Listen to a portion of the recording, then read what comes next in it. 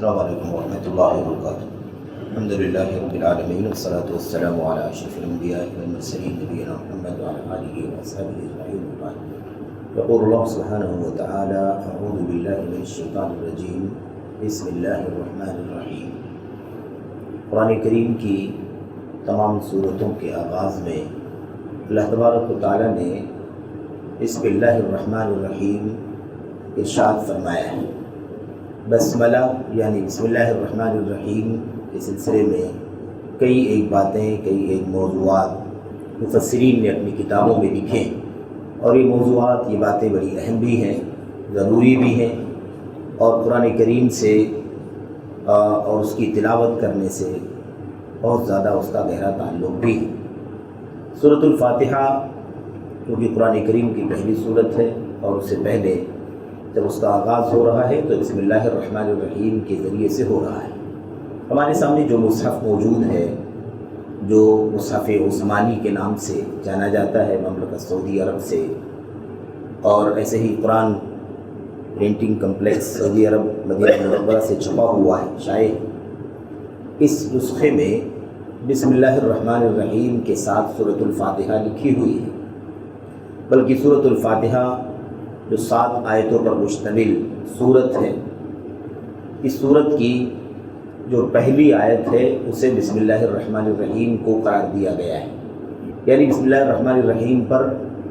آیت کا نمبر 1 لکھا ہوا ہے، اور اس طرح سے مزید کل 6 آیتیں آگے ہیں، آخری آیت پر 7 نمبر لکھا ہوا ہے۔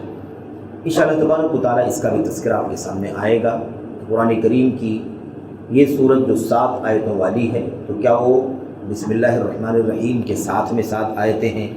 یا بسم اللہ الرحمن الرحیم کے علاوہ 7 آیتیں ہیں، اور کس طرح سے ہمارے سامنے مصحف میں بسم اللہ کے ساتھ میں سورۃ الفاتحہ کو 7 آیتوں کی شکل میں لکھا گیا ہے، اس کی کیا حقیقت ہے؟ آج جو چند باتیں آپ کے سامنے ہونی ہیں وہ بسم اللہ الرحمن الرحیم کے معنی کے سلسلے میں ہے کہ بسم اللہ الرحمن الرحیم کا کیا معنی ہے۔ بسم اللہ، اللہ کے نام سے، با عربی زبان میں حرف جر کہلاتا ہے اور مختلف معنی میں استعمال ہوتا ہے، الگ الگ معنی میں استعمال کیا جاتا ہے یہ حرف، اور یہاں سورۃ الفاتحہ بسم اللہ الرحمن الرحیم کے آغاز میں جو با لگا ہوا ہے اسے عربی زبان میں استعانت کے معنی میں لیا جاتا ہے، استعانت اور برکت کے معنی میں، یعنی ہم کہتے ہیں بسم اللہ، اللہ کے نام سے۔ جہاں بھی ہم استعمال کرتے ہیں وہاں پر جو کام کرتے ہیں اسی سے متعلق یہ بات کہی جاتی ہے کہ میں شروع کرتا ہوں یہ کام اللہ تبارک و تعالیٰ کے نام سے۔ جب ہم قرآن کریم پڑھ رہے ہیں تو اس کا مطلب یہ ہو رہا ہے کہ میں قرآن کی تلاوت کر رہا ہوں، قرآن کی تلاوت کر رہا ہوں اللہ تبارک و تعالیٰ کے نام سے۔ انسان اگر کھانا کھا رہا ہے کہہ رہا ہے بسم اللہ، اس کا مطلب ہوتا ہے میں کھانا کھا رہا ہوں اللہ کے نام سے۔ تو جو بھی عمل، جو بھی کام انسان کر رہا ہے اس سے متعلق یہ اللہ تبارک و تعالیٰ کا نام لیا جاتا ہے، اور معنی یہ ہوتا ہے کہ میں یہ کام کر رہا ہوں اللہ کے نام سے، یعنی اللہ تبارک و تعالیٰ کے نام سے مدد لیتے ہوئے، اللہ تبارک و تعالیٰ کے نام کی برکت لیتے ہوئے، تیمن، تبرک اور استعانت کے ساتھ میں اپنا کام شروع کر رہا ہوں۔ تو بسم اللہ، اللہ کے نام سے میں شروع کر رہا ہوں، قرآن کی تلاوت کر رہا ہوں۔ اللہ تبارک و تعالیٰ کا ذاتی نام ہے، اور یہ اللہ تبارک و تعالیٰ کا اصل نام ہے۔ بقیہ سارے نام جو ہیں وہ صفاتی نام ہیں، الرحمن، الرحیم، الغفور، الغفار، الکریم، العزیز، الصمد، جتنے بھی اسما ہیں یہ تمام اسما اللہ تبارک و تعالیٰ کے ہیں، اور یہ اسما صفاتی نام ہیں۔ اللہ تبارک و تعالیٰ کا جو ذاتی نام ہے وہ اللہ ہے، جس کو لفظ الجلالہ کے نام سے ہم اور آپ جانتے ہیں۔ اللہ کا جو لفظ ہے یہ دراصل الہ سے نکلا ہوا ہے، الہ مع اللہ، کیا اللہ تبارک و تعالیٰ کے ساتھ بھی کوئی اور معبود ہے؟ تو الہ تو عام ہے معبود کے معنی میں، لیکن اللہ جو ہے یہ الہ تھا، اور اس طرح سے یہ لفظ الہ سے اللہ تبارک و تعالیٰ کا نام، ذاتی نام بنا ہوا ہے، جس کے معنی ہوتے ہیں اللہ تبارک و تعالیٰ کی وہ ذات جس کی تمام بندگان عبادت کرتے ہیں، اللہ تبارک و تعالیٰ سے محبت کرتے ہوئے، اس کی تعظیم کرتے ہوئے، اور اس کے سامنے اپنے آپ کو عاجز اور حقیر اور پست رکھتے ہوئے، یعنی اللہ تبارک و تعالیٰ کے سامنے عاجزی کے ساتھ، ذلت کے ساتھ، انکساری کے ساتھ اور اس کی تعظیم اور بڑائی کا اعلان کرتے ہوئے، اور اسی طریقے سے اللہ تبارک و تعالیٰ کے سامنے خشوع کا اظہار کرتے ہوئے، اس سے محبت کرتے ہوئے ہم اس کی عبادت کرتے ہیں۔ تو اللہ تبارک و تعالیٰ کو جب ہم کہتے ہیں اللہ، تو اس میں اس بات کا اعتراف ہوتا ہے کہ ہم اور آپ جو بھی بندگان ہیں، مخلوقات ہیں، ان سب کا وہ قابل عبادت ان سب کی وہ قابل عبادت ذات ہے جس کی عبادت کی جا رہی ہے، کی جانی چاہیے، محبت کرتے ہوئے، تعظیم بجا لاتے ہوئے، اور اپنے آپ کو اللہ تبارک و تعالیٰ کے سامنے آپ ذلیل، معمولی اور ادنا ثابت کرتے ہوئے۔ یہ معنی ہے اللہ تبارک و تعالیٰ کے نام اللہ کا۔ تو المعبود والمعبود، اللہ هو المعبود تذللا وافتقارا الیہ ومحبتا وتعظیما۔ اس طرح سے علماء نے، علامہ ابن تیمیہ رحمۃ اللہ علیہ، دیگر علماء نے اس بات کی وضاحت کی ہے کہ اللہ تبارک و تعالیٰ کا نام جو ہے اس کا معنی کیا ہے۔ اس کے بعد اللہ تبارک و تعالیٰ نے فرمایا ہے الرحمن الرحیم۔ یہ دو صفاتی نام بھی اللہ تبارک و تعالیٰ کے نام اللہ کے ساتھ بسم اللہ کے اندر جڑے ہوئے ہیں، اور ایسے ہی اور بھی آیات کے اندر اللہ تبارک و تعالیٰ نے الرحمن الرحیم کو اپنے نام کے ساتھ جوڑا ہے۔ سردس خود سورہ فاتحہ کے اندر بھی الحمدللہ رب العالمین الرحمن الرحیم۔ تو اللہ تبارک و تعالیٰ نے دو صفاتی نام کا بھی تذکرہ فرمایا ہے، الرحمن اور الرحیم۔ دیکھیے، رحمت اللہ تبارک و تعالیٰ کی ذاتی اور فعلی صفت ہے۔ اللہ تبارک و تعالیٰ کی ذاتی صفت ہے، فعلی صفت ہے، یعنی اللہ تبارک و تعالیٰ اپنی ذات میں رحمتوں والا ہے، اور فعلی صفت بھی ہے، یعنی اللہ تعالیٰ اس رحمت کے فعل کو اپنے بندوں کے ساتھ بھی فرماتا ہے، اپنے بندوں پر رحم فرماتا ہے۔ تو اللہ تبارک و تعالیٰ کی ایک عام بات ہے کہ رحمت اس کی ذاتی اور فعلی صفت ہے، اس میں تفصیل کیے بغیر رحمت اللہ تبارک و تعالیٰ کی صفت ہے۔ اللہ کے نبی صلی اللہ علیہ وسلم نے اللہ تبارک و تعالیٰ کے بارے میں ارشاد فرمایا کہ اللہ تعالیٰ فرماتا ہے ان رحمتی سبقت غضبی، میری رحمت میرے غضب پر غالب ہے اور سابق ہے، یعنی میری رحمت میرے غضب سے پہلے ہے، اور میری رحمت میرے غضب پر غالب ہے، کیونکہ بعض روایتوں میں ان رحمتی غلبت غضبی کا لفظ بھی موجود ہے۔ تو رحمت عام بات ہے۔ ذو رحمت واسعہ، قرآن کریم کے اندر بھی اللہ تبارک و تعالیٰ نے ارشاد فرمایا ذو رحمہ، اللہ تبارک و تعالیٰ رحمتوں والا ہے۔ تو رحمت، مہربانی اور شفقت یہ اللہ تبارک و تعالیٰ کی ذاتی صفت ہے، فعلی صفت ہے۔ اب یہ جو دو صفتیں اللہ عز و جل کی آئی ہوئی ہیں، الرحمن اور الرحیم کی، ان دونوں کا معنی بھی اسی طرح سے ہے، اور اس میں تھوڑا سا فرق ہے دونوں لفظوں کے معنی میں۔ الرحمن فعلان کی وزن پر ہے، اور الرحیم فعیل کی وزن پر ہے۔ رحمان فعلان کی وزن پر ہے، یہ بھی مبالغے کا صیغہ ہے، یعنی بہت زیادہ رحمتوں والا، اور الرحیم بھی جو فعیل کی وزن پر ہے یہ بھی مبالغے کا صیغہ، اس کے معنی بھی ہوتے ہیں بہت زیادہ رحمتوں والا۔ لیکن دونوں میں اگر ہم موازنہ کریں تو فعلان کی جو وزن ہوتا ہے وہ فعیل کی وزن پر غالب ہوتا ہے، یعنی گویا کہ رحمان جو اللہ تبارک و تعالیٰ کا نام ہے، یہ نام اللہ تبارک و تعالیٰ کا، اس میں جو رحمت پائی جاتی ہے وہ رحیم سے بھی زیادہ پائی جاتی ہے۔ تو رحمان کے اندر رحیم سے زیادہ رحیمیت اور زیادہ رحمت اللہ تبارک و تعالیٰ کی پائی جاتی ہے، یہ دونوں کے اندر یہ فرق ہے۔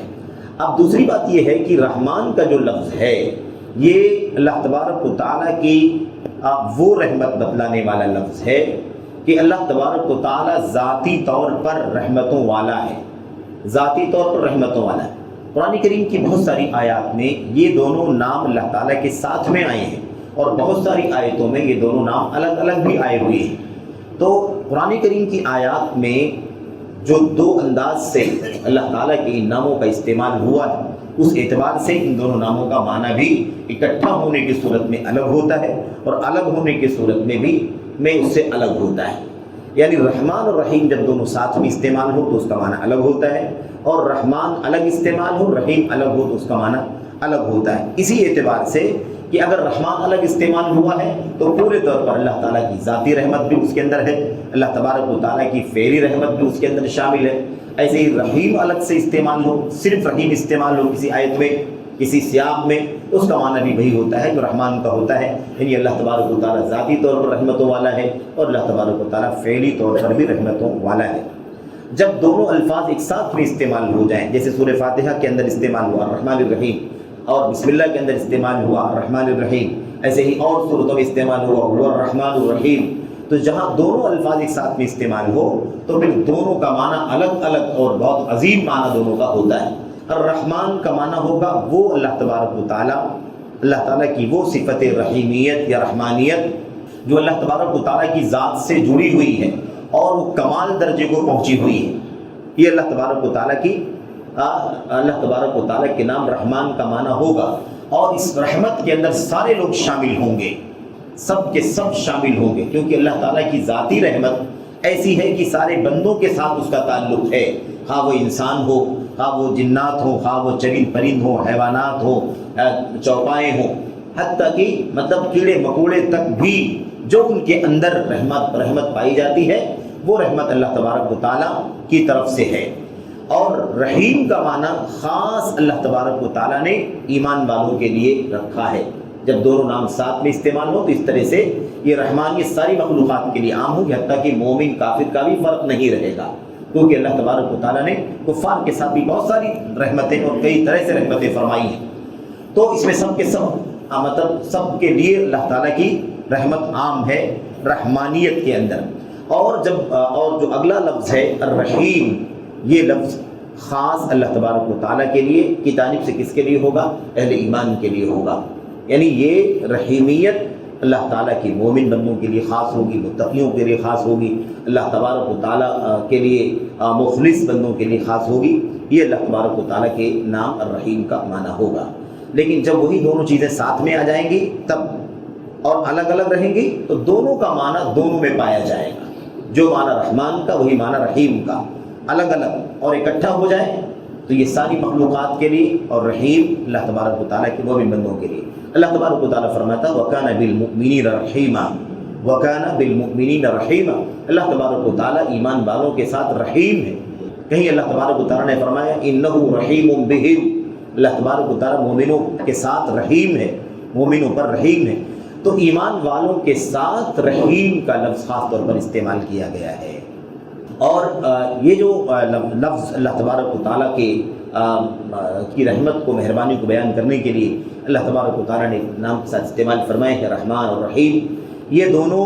رحمت کے